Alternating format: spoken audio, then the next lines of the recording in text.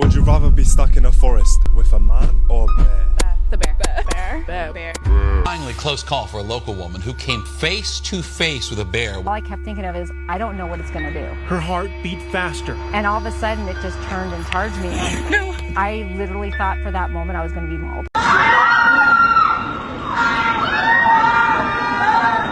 Yep, there go one of them damn bears everybody been talking about, and as you can see, it is tearing her motherfucking ass up. But don't worry, ladies and gentlemen, because anybody with an ounce of common sense would know that more than likely what's going through her head right now is, thank God this is not a man, especially one that states objective facts that I don't agree with.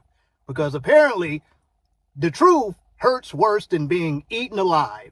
I mean, like literally, a woman told me that earlier. She said, men like you are the reason women prefer to be in the woods with a bear than a man. And I was never aware that I killed people. But this goes back to what I always say. Like, these modern bitches absolutely hate the truth. Apparently more than the idea of a slow, painful death. Which, if you ask me, is absolutely stupid and crazy. But you're not allowed to say that, or else you hate women and your mother and every other woman that's ever existed.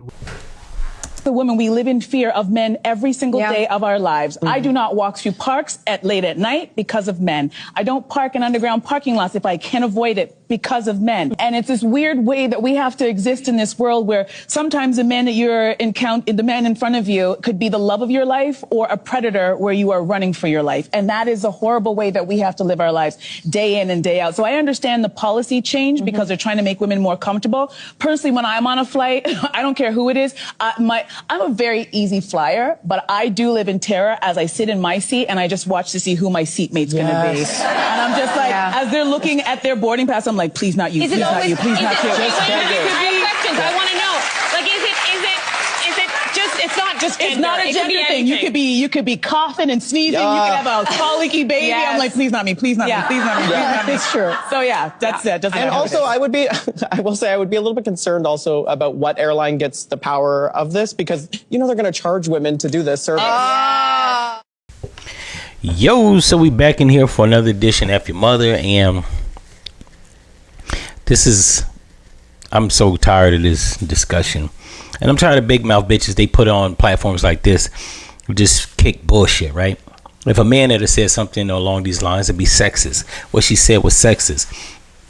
Now, granted, men are the dominant gender. That's not a reason for you to be paranoid to walk through a parking deck or through a park. First of all, if you're walking through a park after 10 o'clock, I think most parks are restricted from entry after 11 o'clock, so you shouldn't even be in the park unless you're a fucking crackhead.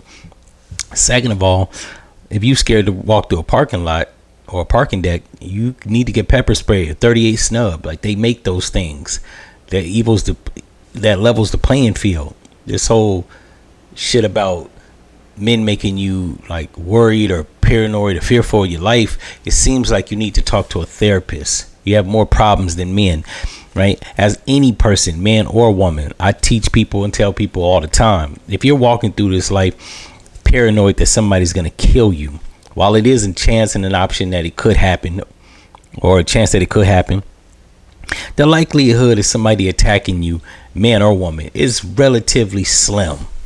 I say relatively because depending on where you live, who you're around, and what time of night it is, it always can happen. The frequency and the propensity of it depends on certain variables. But just randomly saying that you're fearful of men, that means you're paranoid. That means you need to seek therapy or counseling, or like I said, get you a 38 snub or some pepper spray. Those things level the playing field, become the great equalizer. It should cure your fears. You know what I'm saying? If you're still fearful of men, like I said, you need to talk to somebody. It's the same thing with men. I talk with cats at places that I work at, typically black men, and they always think like the urban community is more violent than it actually is. While it is violence that take place, it's not that damn dangerous. You being a bitch and you paranoid. Once again, you need to speak to somebody, get some counseling. Before I started talking, probably a counseling or therapy video or ad probably ran. In any event, if y'all like this episode, you know what to do, and I'm out.